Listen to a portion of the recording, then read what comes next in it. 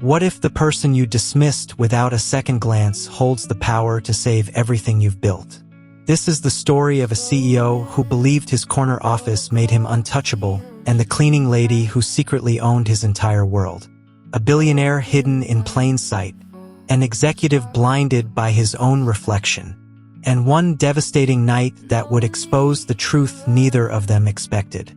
Stay with me, because by the end of the story, you'll question everything you think you know about power. You'll see why the most dangerous thing in business isn't your competition. It's your inability to recognize who's really in control.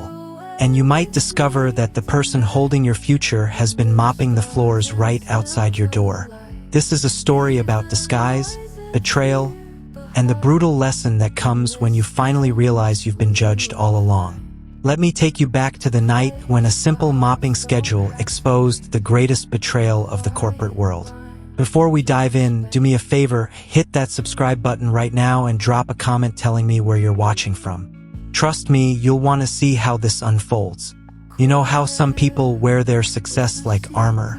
Let me tell you about David Mitchell, a man who confused his title with his worth. David was exactly the kind of CEO you'd expect to see on magazine covers. Sharp suits, corner office, commanding presence. He'd built Mitchell Dynamics from the ground up, turning a startup into a powerhouse over 15 years of relentless ambition. Every handshake calculated, every decision ruthless, every person measured by the price tag of their clothing and the floor number of their office. He had a merger on the horizon, multi-billion-dollar, career-defining, the kind of deal that would cement his legacy forever. But David had a problem he didn't even know existed. He'd stopped seeing people, really seeing them. The security guard who opened doors, invisible. The assistant who organized his life, background noise. And the cleaning lady who worked the executive floor each night. She might as well have been a ghost. Her name was Amara, and she'd been watching him far longer than he could have imagined. David Mitchell's office occupied the entire 42nd floor. Floor-to-ceiling windows, Italian leather chairs, a desk imported from Denmark that cost more than most people's cars. He'd earned every inch of it, or so he told himself every morning when he stepped off the private elevator. 15 years of building Mitchell Dynamics from a two-person startup to a tech empire worth $3 billion. 15 years of 80-hour weeks, calculated risks, and ruthless decisions that separated winners from everyone else. The merger with Quantum Industries was 72 hours away. $6 billion. The kind of deal that would put his name in business school textbooks. Legacy defining. David stood at his window, watching the city lights blur into constellation patterns below. His chief legal officer, Richard Brennan, sat across from him reviewing the final compliance documents. His CFO, Patricia Chen, triple-checking the financial disclosures. Everything perfect. Everything controlled. "We're bulletproof," Richard said, closing his laptop with a satisfied click. David allowed himself a rare smile. That's when his phone lit up. Then another. Then the office line erupted in a cascade of urgent rings that made Patricia's face drain of color. The Securities and Exchange Commission. Unscheduled audit. Immediate disclosure required. Compliance failure flagged in their preliminary review. David's world tilted sideways. What compliance failure? His voice came out strangled. "We've checked everything 3 times. Richard was already on his laptop, fingers flying across keys, but his expression told David everything he needed to know. Panic. Raw, unfiltered panic. There's a gap in our third quarter filings. A section that should have been..." Richard's voice cracked. "If they dig into this, David, the entire merger collapses. Quantum walks. And we're looking at federal penalties that could fix it."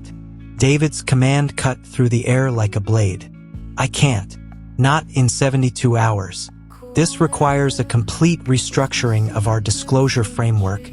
And if there's any indication we tried to hide..." The words hung in the air like a death sentence. Patricia gathered her things without a word. Richard followed moments later, muttering something about legal counsel and damage control. One by one, David's executive team evaporated into the night, leaving him alone with the wreckage of his empire. He slumped into his chair, staring at the screen filled with red-flagged violations. Years of work, billions of dollars, his entire reputation, all of it circling the drain because of some obscure compliance regulation he'd never even heard of. The office felt enormous suddenly, oppressively empty. Outside his glass walls, the cleaning crew had begun their nightly rounds. He could hear the distant hum of vacuums, the soft clink of supplies, the invisible people who worked while he slept, maintaining the empire he'd built. David had never learned any of their names. He didn't even know what company they worked for. They were just there, part of the building's infrastructure, like the HVAC system or the elevator maintenance. Necessary but forgettable. His phone buzzed. His personal attorney. The message was brief and devastating. "This is worse than we thought. Recommend immediate crisis management. Call me." David didn't call. He sat in his imported chair in his perfect office and watched his world crumble, completely unaware that the one person who could save him was pushing a cleaning cart past his door at that very moment. Sometimes salvation comes dressed in a uniform we've trained ourselves not to see. 3 hours later, David was still staring at the same screen. The numbers hadn't changed. The violations hadn't magically disappeared. His coffee had gone cold. His phone had stopped buzzing. And the silence of the empty building pressed against him like physical weight. He'd sent 17 emails, made 23 calls. Every compliance expert, every corporate attorney, every fixer he knew had given him the same answer. Impossible timeline, catastrophic exposure, prepare for the worst. The squeak of wheels broke through his fog. The cleaning cart, that distinctive rubber-on-tile sound that happened every night at 11:45, like clockwork. David had never consciously noticed it before, but apparently his brain had been tracking it for years.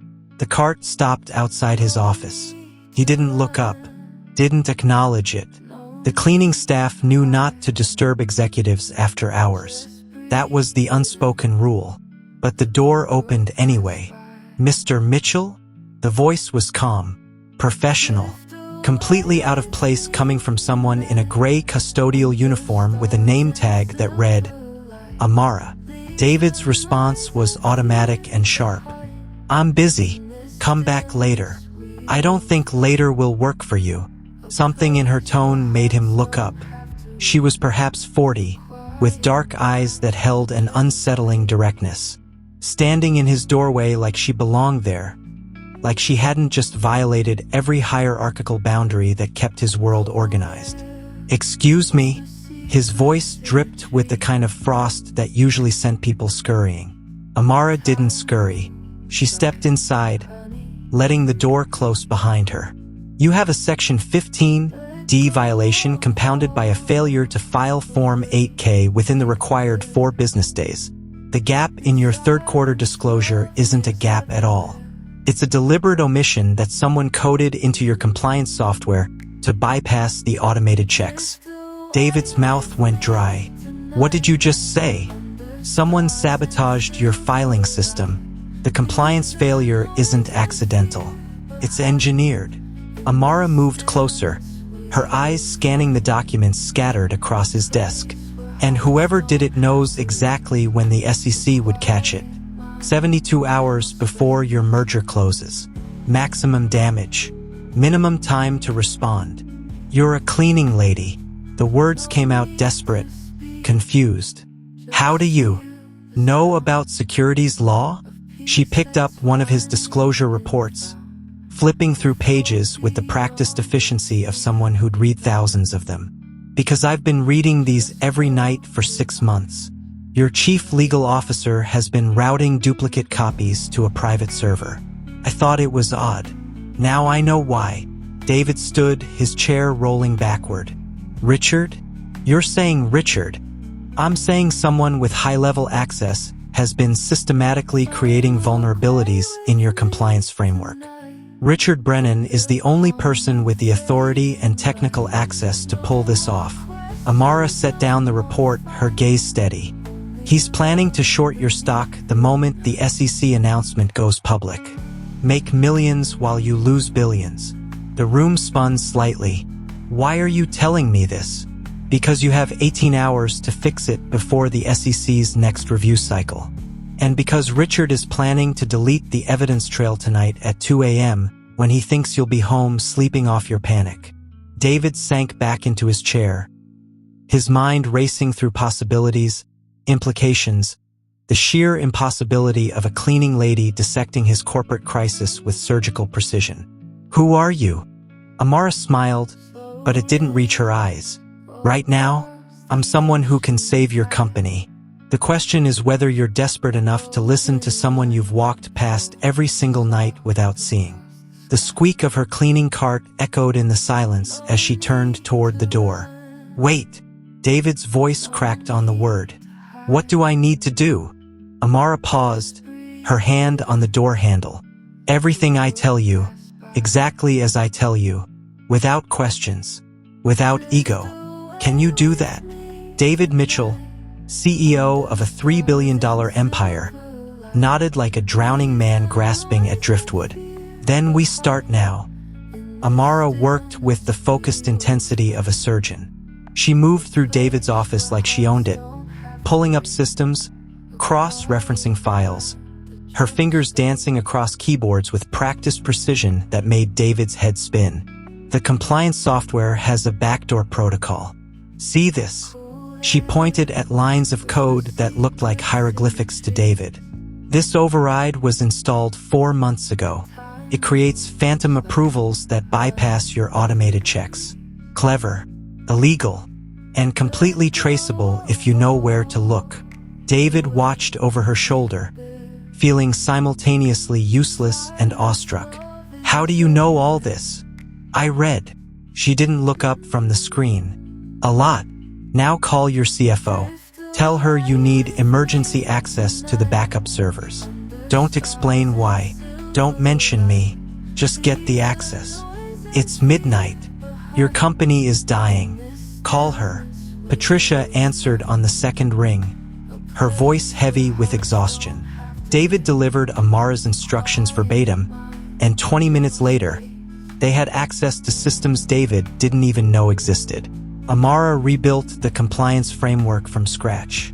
She isolated the sabotaged sections, cross-referenced them against clean backups, and created a parallel filing system that bypassed Richard's manipulations entirely. She worked for 4 straight hours while David fetched coffee, pulled documents, and followed orders like an intern. By 4 a.m., they had a complete compliance package ready for SEC review. Clean, accurate, bulletproof. David stared at the screen, barely comprehending what had just happened. You saved my company. I bought you time. Amara stood, stretching her back. The SEC still needs to review everything, but you're no longer facing criminal exposure. Just some uncomfortable questions about your internal controls. Uncomfortable questions I can handle. David reached for his wallet, pulling out a thick stack of bills. Please, take this. It's not enough, I know. But Amara didn't even glance at the money. I don't want your cash, Mr. Mitchell. Then a position. Name it. Chief Compliance Officer. Head of Legal.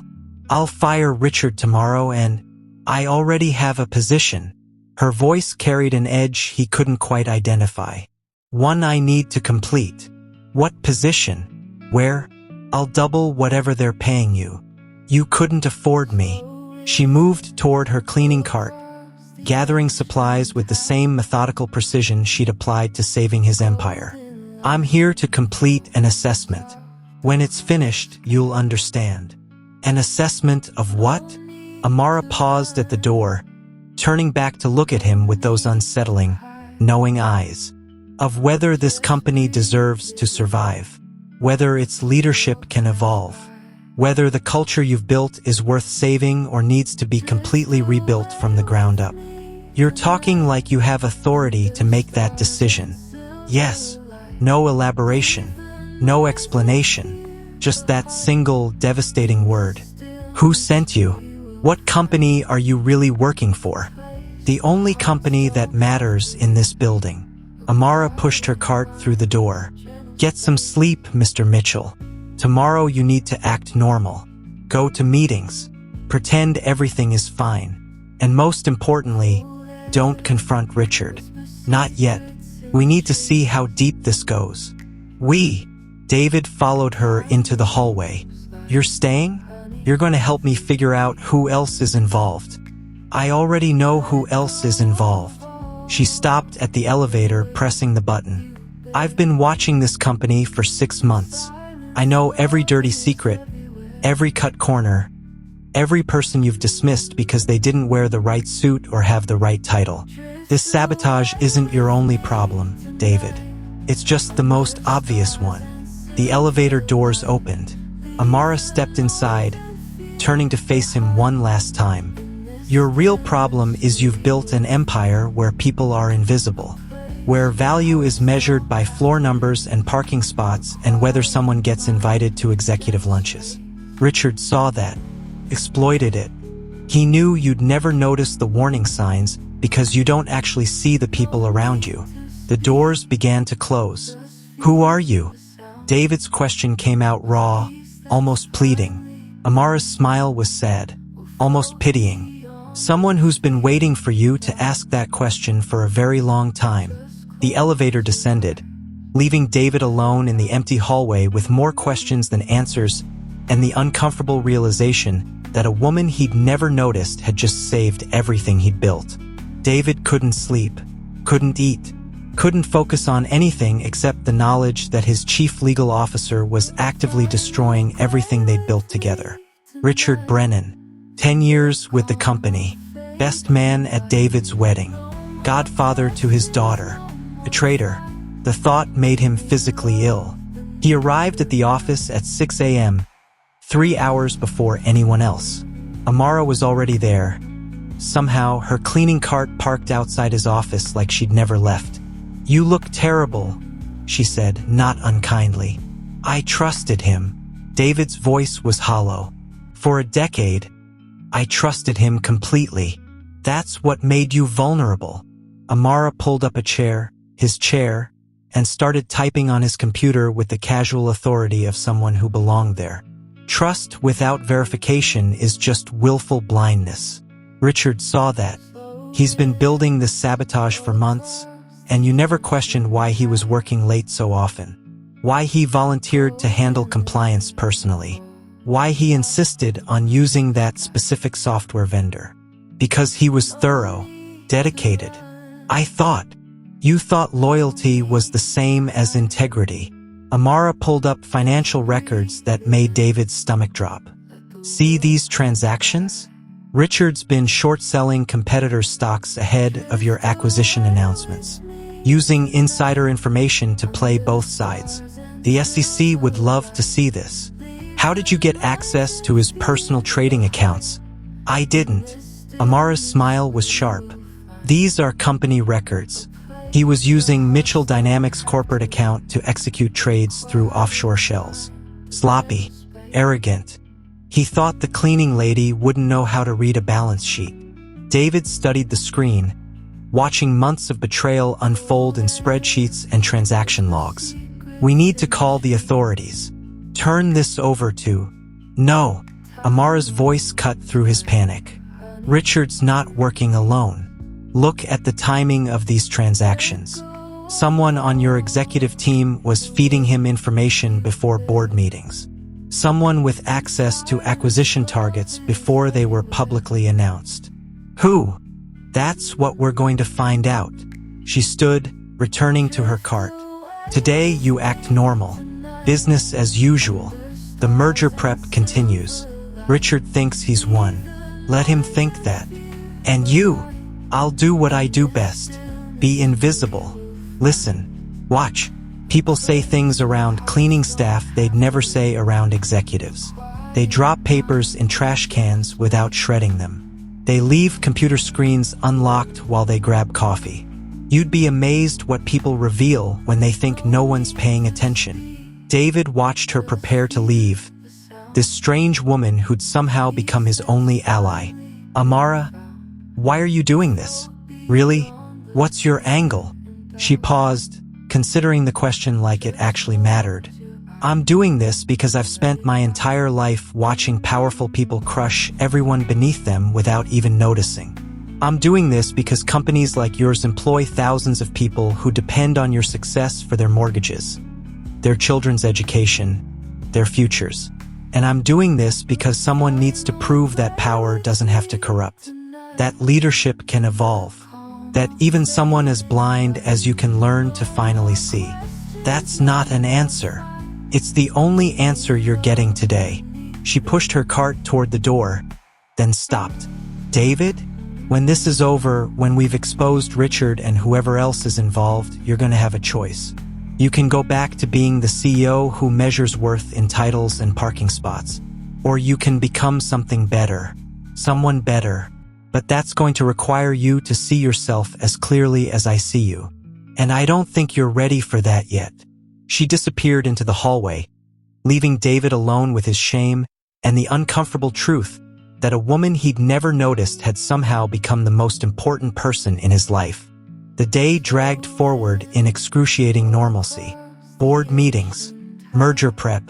Richard sat across from David during the executive briefing, smiling, contributing, playing the role of trusted advisor so perfectly that David wanted to scream. But he followed Amara's instructions, acted normal, pretended everything was fine. And that night, at 11:45 exactly, when the squeak of a cleaning cart echoed through the empty building, David was waiting. His office, Amara said without preamble. Third drawer, locked file labeled personal. Inside you'll find evidence that your CFO is also involved. Patricia's been feeding Richard acquisition targets in exchange for a cut of his trading profits. David felt something inside him crack. Patricia? She's been with me since the beginning. She saw an opportunity and took it. Amara's voice was gentle now, almost sympathetic. You built a culture that valued profit over people, David. This is what that culture produces. People who see each other as transactions instead of humans. People who betray without guilt because loyalty was never really part of the equation. Just mutual benefit. How do I fix this? By tearing it all down and rebuilding from scratch. By accepting that the empire you built was constructed on a foundation that couldn't support real integrity. By admitting that the person you were isn't the leader this company needs. She handed him a key. This is for Richard's office. Get the files. Photograph everything. Tomorrow we set the final trap. And after that, David Mitchell, you're going to learn what it means to truly lead, even if it breaks you in the process. Richard Brennan wasn't stupid. He'd survived corporate warfare for 20 years by reading people, anticipating moves, staying 3 steps ahead of everyone around him. And something about David had changed. The way he looked at people now. How he spoke to lower-level employees with actual attention instead of dismissive courtesy. The strange new habit of asking the security guard about his daughter's soccer games. The sudden interest in compliance details Richard had always handled independently. Something had shifted, and Richard couldn't figure out what. He pulled up the security logs, scanning for anomalies. David had been in the office until 4 a.m. 2 nights ago. Unusual but explainable by the merger stress. But the access logs showed someone else had been in his office. Multiple system logins from David's computer at times when David was documented on security footage as being elsewhere in the building. Someone was helping him. Someone with technical knowledge and system access that shouldn't exist outside the IT department. Richard started digging. Checked badge access logs. Reviewed security footage. Found exactly nothing suspicious. Just the usual parade of executives, assistants, and the cleaning crew making their nightly rounds. The cleaning crew. Richard pulled up personnel files for the custodial staff. Background checks, references, employment histories. Everything looked standard until he got to Amara Santos. Hired 6 months ago. Perfect references. Minimal digital footprint. Social media presence that looked almost manufactured. He ran deeper searches. Financial records. Past employment. Address history. The results made his blood run cold. Every detail of Amara Santos's life before 6 months ago was technically verifiable but strangely shallow. Like someone had created a perfect backstory without adding the messy complications of real human existence. No speeding tickets, no credit card debt, no embarrassing photos or random internet mentions. Just a clean, perfect history that looked exactly like what an intelligence agency would create for an undercover operative. But why would an intelligence operative be working as a cleaning lady in his building? Unless David had hired her. Some kind of private investigator or corporate spy to root out the sabotage Richard had so carefully orchestrated. Which meant David knew, or suspected, or was close enough to knowing that Richard's entire plan was in danger of collapsing. He needed to act. Now, Richard found Amara on the 38th floor, mopping a conference room at 11:15 p.m. Alone, vulnerable, he stepped inside, letting the door close behind him. "We need to talk." Amara didn't look up from her mopping. "I don't think we do, Mr. Brennan." "Who are you really?" "A cleaning lady." "Bullshit." Richard moved closer, using his size to intimidate. Old habit from his prosecutor days. "I've seen your file. Your background. It's too perfect. Too clean. So I'll ask again. Who sent you? David? The board? Some competitor trying to tank the merger?" "You seem paranoid, Mr. Brennan. Everything okay?" The casual dismissal enraged him. "You think you're clever? Playing dress-up in a janitor costume? I don't know what David's paying you, but I can triple it. Walk away. Go back to whatever investigative firm spawned you. Tell David you found nothing, and I'll make sure you're compensated for your discretion." Amara finally looked up, her eyes utterly calm. "I'm not interested in your money. Then you're interested in destroying me, which means we have a problem." Richard pulled out his phone, pulling up a photo. "This is your car, correct? The Toyota parked in the employee lot? I'd hate for something to happen to it. Brake lines are surprisingly easy to cut. Or maybe a small fire, electrical malfunction. These things happen. Are you threatening me, Mr. Brennan? I'm explaining consequences. You're way out of your depth here. This isn't some corporate espionage game. This is billions of dollars and people who don't appreciate interference. Walk away. Tonight. Or I'll make sure walking is the least of your problems." Amara set down her mop, meeting his gaze with unsettling directness. "You know what I find interesting? You're confirming everything I suspected. You're not denying the sabotage. You're not asking what I know. You're just threatening me, which means you're desperate. Which means your plan is falling apart faster than you thought." Richard grabbed her arm, squeezing hard enough to leave marks. "Last chance. Walk away or—" The door opened. Security guard, making his rounds. Richard released Amara immediately, stepping back, transforming his expression from threatening to concerned in an instant. "Everything okay here?" The guard looked between them, sensing tension. "Fine," Richard said smoothly. "Just asking about the cleaning schedule for tomorrow's board meeting. Wanted to make sure the conference room would be ready." The guard looked at Amara. She smiled, nodded. "All set, Mr. Brennan. We'll have everything perfect."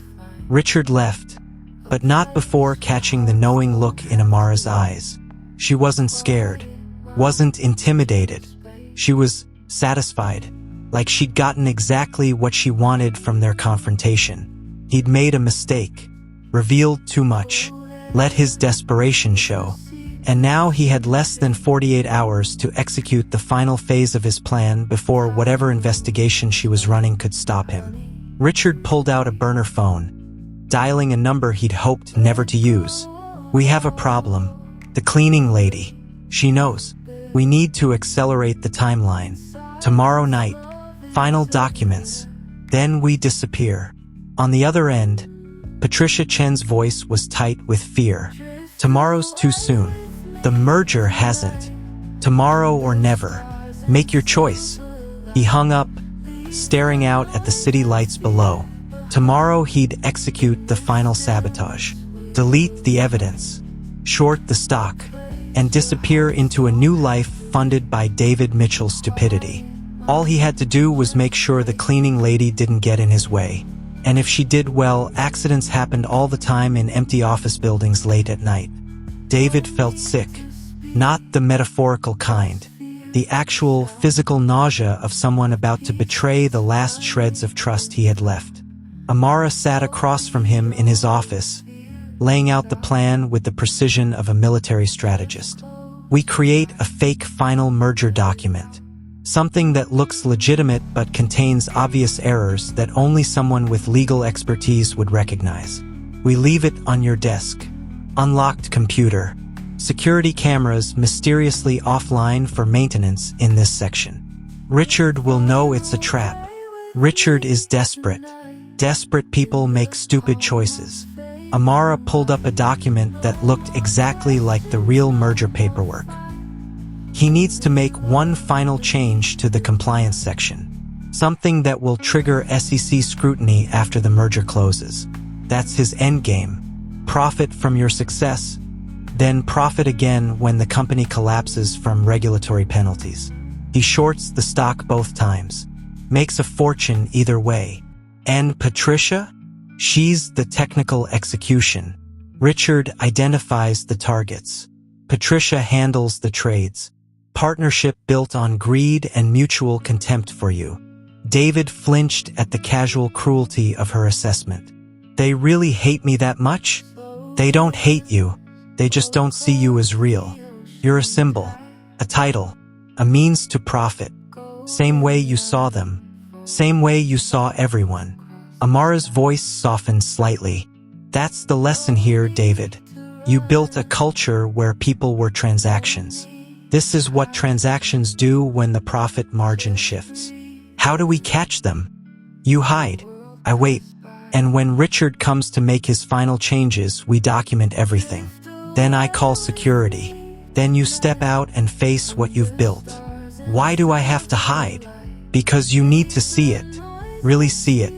Not as the CEO swooping in to save the day, but as a witness to the consequences of your leadership.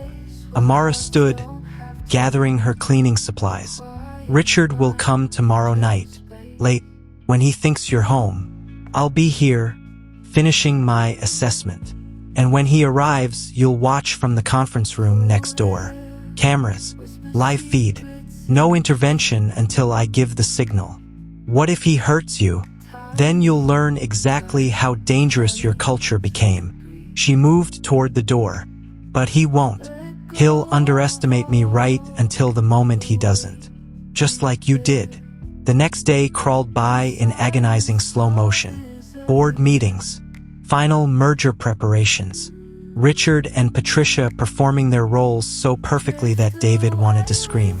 The fake documents sat on his desk, clearly visible, marked Final Merger Compliance, Confidential. Security announced the scheduled maintenance. Cameras offline.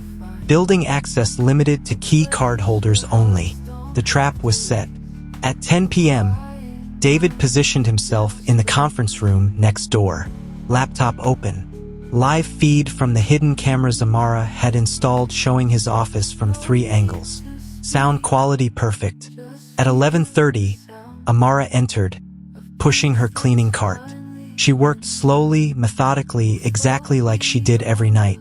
Emptying trash, wiping down surfaces. The picture of normalcy. At 11:47, Richard's key card accessed the executive floor. David's heart hammered so hard he thought it might burst through his chest. He watched Richard approach his office, pause at the door, scan the hallway for witnesses. Empty, silent, perfect. Richard entered David's office, saw Amara. His expression cycled through surprise, irritation, and forced politeness in under a second. Working late. His voice came through perfectly on the audio feed. Same as every night, Mr. Brennan. Don't mind me. Richard moved to David's desk, his eyes finding the merger documents immediately. Too obvious, too perfect, but desperation made him reckless. He sat down, pulling up the computer, fingers flying across the keyboard. Amara continued cleaning, moving around the office like she was invisible, like furniture, like exactly what Richard expected her to be. David watched Richard insert the sabotage code, watched him alter the compliance sections with surgical precision, watched him create the regulatory time bomb that would destroy Mitchell Dynamics weeks after the merger closed. "You should go," Richard said without looking up. "I need privacy for this call." Almost done. Amara moved closer, emptying the trash can beside David's desk. Close enough to see the screen. Close enough to witness every keystroke. Richard tensed, suddenly aware of her proximity. "I said leave. Now." In a moment, something in her voice made Richard look up. Really look at her for the first time. And in that moment, David saw his chief legal officer realize he'd made a catastrophic mistake. "Who are you?" Richard's voice was low, dangerous. Amara smiled, set down her cleaning supplies, and pulled out a phone, pressing record. "I'm the person who's been watching you for 6 months, Mr. Brennan, documenting every illegal trade, every sabotaged filing, every betrayal. And right now, I'm the person who's giving you one chance to confess before this becomes a federal case instead of just a corporate scandal." Richard stood, his hand moving toward his jacket. David's blood ran cold. Was that a weapon? Was Richard armed? That's when Amara gave the signal. A simple nod toward the camera. David burst through the door, Patricia right behind him. Because of course Patricia had been waiting in the wings, ready to support Richard's final play. The three of them stood frozen in David's office, betrayers and betrayed, while Amara calmly continued recording. "Hello, David," Richard said, his voice eerily calm. "Interesting performance you're running here. Corporate theater with the cleaning lady as your star witness? This will never hold up in court. She's nobody, a minimum wage employee with zero credibility. Who do you think they'll believe? Her or me?" Amara's smile widened. "That's an excellent question, Mr. Brennan. Who will they believe?" And that's when she moved to David's computer, entering a password that made Richard's face drain of color. Password that shouldn't exist. That only someone with administrative override authority could possibly know. The screen changed. A corporate control panel that Richard had never seen before. One that displayed ownership structures, board voting rights, and shareholder percentages. Amara Santos, 51% majority shareholder. Richard staggered backward. Patricia made a sound like she'd been punched. David stood frozen, watching his entire world realign in a single moment. "Security," Amara said calmly into her phone. "Please send officers to the executive floor. We have 2 individuals who need to be escorted out and held for police arrival. Corporate sabotage. Securities fraud. They'll understand." Richard found his voice. You can't be. That's impossible. Impossible." Amara's voice was ice. "What's impossible is that you thought you could destroy a company I've owned for 18 months. That you could sabotage an investment I made to save thousands of jobs from executives like you. That you could threaten me in an empty conference room and think there wouldn't be consequences." She stepped closer, her presence suddenly filling the room in a way that had nothing to do with physical size and everything to do with the raw authority she'd been concealing for months. "I am Amara Santos. I built and sold 2 tech companies for a combined $10 billion. I purchased controlling interest in Mitchell Dynamics because I believed it had potential buried under catastrophic leadership. And for 6 months, I've been working as a cleaning lady in my own building to assess whether this company deserves to survive or needs to be liquidated entirely." She turned to David, her expression unreadable. I've watched you dismiss people based on their uniforms. I've heard how you speak to employees you consider beneath you. I've documented a culture so toxic that it bred traitors like Richard who saw betrayal as just another transaction. And I've been trying to decide whether you were part of the poison or just a victim of your own blindness. Security arrived. 2 officers David recognized. They looked between Richard, Patricia, and Amara with obvious confusion. "Ms. Santos," one of them said, and the use of her name with clear recognition made Richard's face go white. "These are the individuals?" "Yes, please escort them out. The police are en route.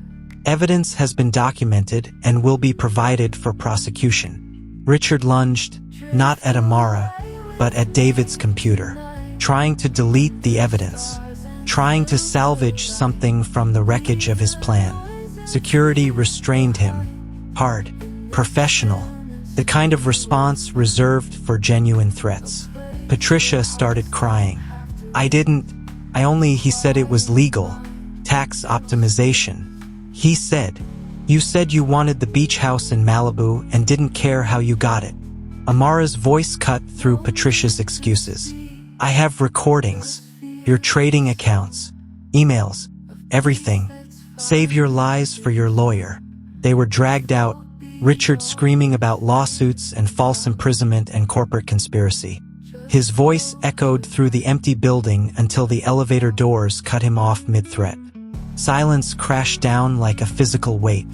David stood in his office that apparently belonged to someone else entirely, and tried to process what had just happened. "You own my company," he said finally, stupidly, stating the obvious because nothing else made sense. "I own 51% of your company. You still own 32%. The rest is distributed among smaller investors." Amara sat down in her chair. "But yes, for the last 18 months you've been working for me. You just didn't know it." "Why? Why did I buy it?" "Because good technology deserves better leadership than what you were providing." "Why did I go undercover?" "Because executives lie. They perform. They show boards and investors what they want to see. But late at night, when they think no one important is watching, they reveal who they really are." She leaned forward, her eyes hard. "You revealed yourself, David. The casual cruelty, the dismissiveness, the way you measured human worth by salary and job titles. You weren't evil. You were worse. You were oblivious. Building a company culture that treated people as invisible if they didn't project power back at you." David's voice failed. What could he possibly say? What excuse could matter? "But," Amara's voice softened slightly, "you also revealed capacity for change. When your world collapsed, you didn't just accept help from someone you dismissed. You listened. You learned. You started seeing the security guard as a person with a daughter who plays soccer. Small steps, but steps nonetheless." She stood, moving around the desk to face him directly. "So here's what happens now. Tomorrow, you'll announce that new leadership is restructuring the company. That I'm stepping out of my undercover assessment to take an active role as majority owner and co-CEO. You'll work with me, not for me, not under me, but alongside me. You'll learn what real leadership looks like. And if you can prove that tonight's transformation was genuine and not just fear-based performance, then maybe, eventually, this can actually become the company it should have been from the start. And if I can't, if I fail your assessment, then I'll remove you, humanely, generously, but completely." No malice in her voice, just statement of fact. "This company employs 2,300 people. Their futures matter more than your ego. Their families matter more than your comfort. And if you can't learn to see that, to really see that, then you're just another obstacle that needs to be removed." David sank into the chair across from her. His chair, her chair. The symbolism wasn't lost on him. "I'm sorry," he said finally. "Inadequate, pathetic, but true. For not seeing you. For building something that produced people like Richard. For all of it. Sorry is a start." Amara pulled out her phone, pulling up a document. But change is what matters. Read this. It's the new company culture framework. Employee equity, transparent pay scales, respect protocols. It's going to be uncomfortable, expensive, and absolutely necessary. You have until the board meeting tomorrow to decide if you can support it. If you can't, I'll understand. And I'll proceed without you. She moved toward the door, pausing at the threshold. For what it's worth, David, I think you can do this. I think tonight broke something in you that needed breaking. But that's just potential. What you do with it determines everything that comes next. Amara, his voice cracked on her name. Why save me at all? If my leadership was so toxic, why not just fire me immediately and start over? She looked back, and for the first time her expression held something like warmth. Because I remember what it was like to be invisible, to be dismissed, to work in buildings where people walked past me like I was furniture. And I remember the one person who stopped, who asked my name, who treated me like I mattered. That person changed my life. And I've spent my career trying to be that person for others. I was never that person. No, but you could be. That's what this whole experiment was about. Finding out if blindness is permanent or if some people can learn to finally see. She disappeared into the hallway, leaving David alone with the wreckage of his worldview and the uncomfortable knowledge that the cleaning lady had been his boss all along. The merger documents sat on his desk. Real ones this time, legitimate, legal, and at the top, where it listed company ownership, Amara Santos's name stood in clear, undeniable print. He'd been working for her for 18 months. He just hadn't been paying attention. The board meeting started at 9 a.m. sharp. David arrived early, wearing a different kind of armor now. Not the arrogance of assumed power, but the careful vulnerability of someone who knew he was being evaluated. Amara entered at 8:59, not in a cleaning uniform, in a tailored suit that probably cost more than David's car. Hairstyled, presence commanding, she looked like what she was, a billionaire who'd built empires from nothing. The board members stared, confused. Some recognized her from business publications. Others were clearly trying to reconcile the cleaning lady they'd walked past for months with the woman now sitting at the head of the table. Good morning. Amara's voice carried absolute authority. For those who don't know me, I'm Amara Santos. I'm the majority shareholder of Mitchell Dynamics, a position I've held for 18 months through various investment vehicles. During that time, I've been conducting an undercover assessment of company culture, leadership effectiveness, and internal integrity. Silence. Absolute. Stunned. What I found was both promising and deeply concerning. Promising because the technology and market position are strong. Concerning because the culture was toxic enough to breed internal sabotage, securities fraud, and a leadership style that valued hierarchy over humanity. She pulled up a presentation, evidence, documentation, Richard's scheme laid out in devastating detail, Patricia's complicity, the systemic failures that made such betrayal possible. Our chief legal officer and CFO were arrested last night. Federal charges. They'll be prosecuted to the fullest extent of the law. But their crimes are symptoms of a larger disease.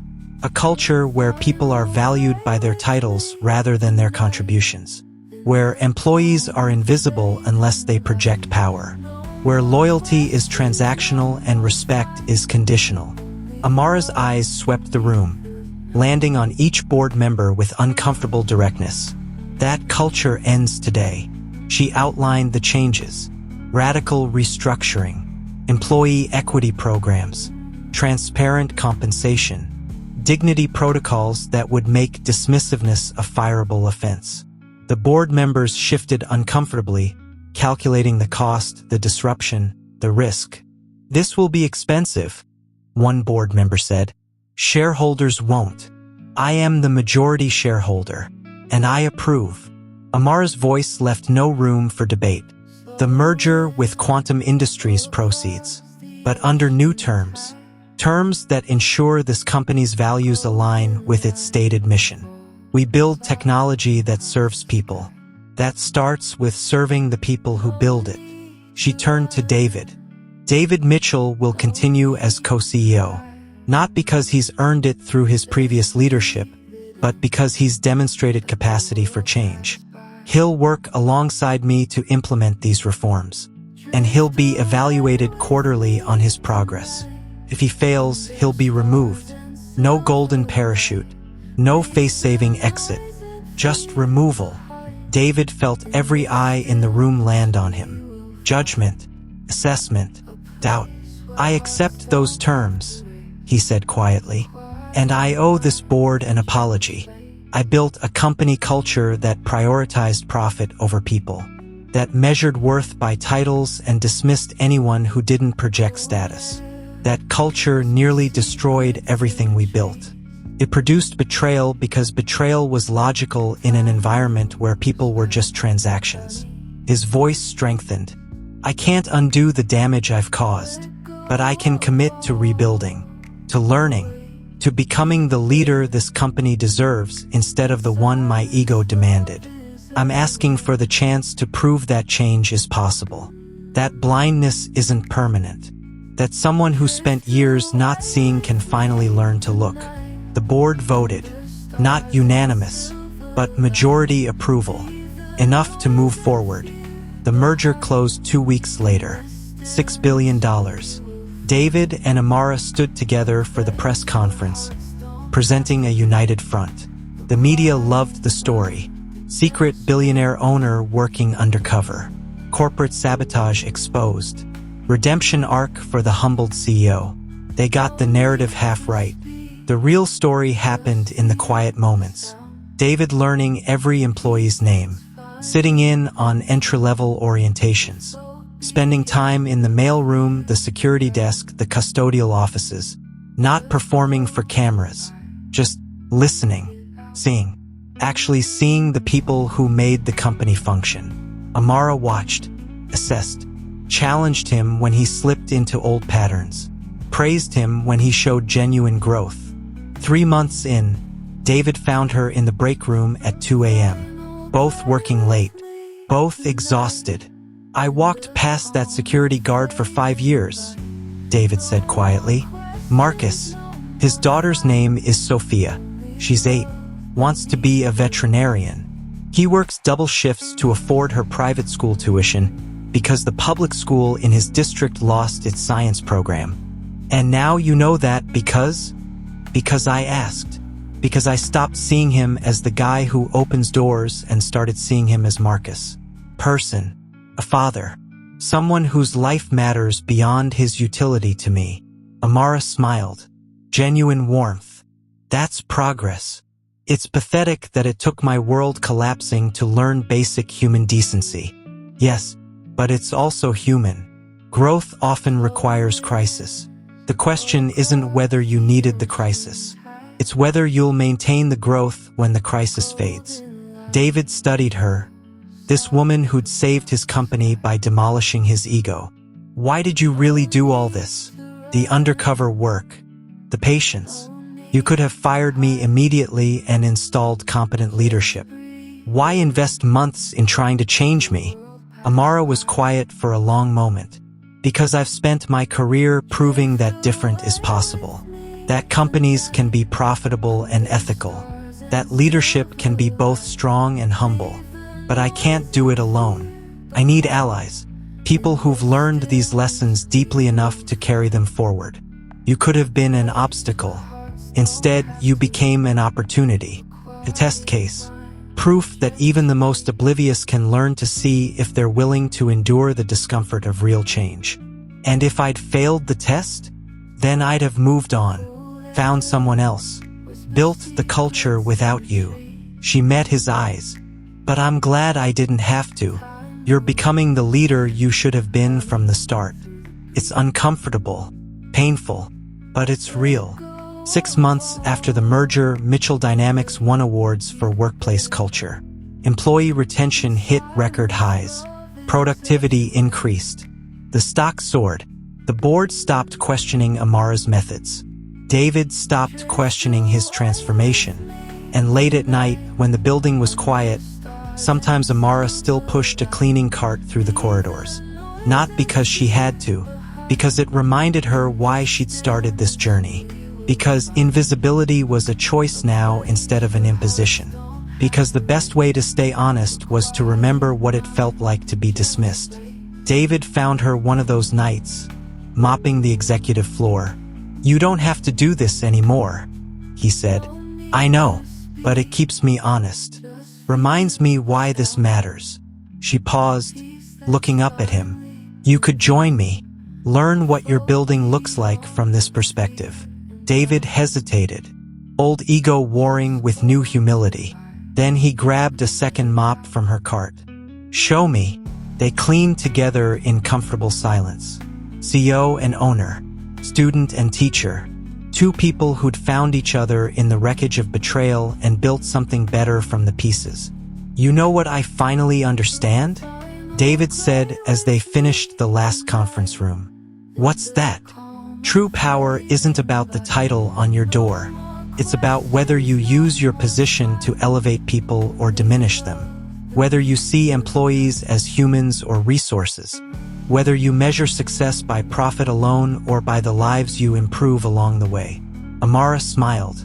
"Took you long enough. Better late than never?" "Much better." She returned her mop to the cart. "Come on, let's grab coffee. I want to hear your ideas for the Q4 employee equity expansion." They walked through the empty building together, past offices and cubicles where people would arrive in a few hours to work for a company that finally valued them. Past security desks where Marcus would greet them by name. Past the cafeteria where the staff would be treated with dignity instead of dismissal. The cleaning lady wasn't poor. She was the secret billionaire owner in disguise. But more importantly, she was the catalyst that proved something David had spent years denying. That the most valuable people in any organization are often the ones we've trained ourselves not to see. And that learning to truly see them isn't just good ethics. It's the only path to building something worth leading. The elevator doors closed on them, reflection showing two people who'd found partnership in the most unlikely circumstances, who'd built trust from betrayal, who'd proven that even the most broken cultures could heal if someone was willing to do the uncomfortable work of real change. Outside, dawn was breaking over the city. A new day, a new hierarchy, a new way of measuring worth that had nothing to do with floor numbers or parking spots or the price of someone's suit. Just humanity, finally seen, finally valued, finally enough.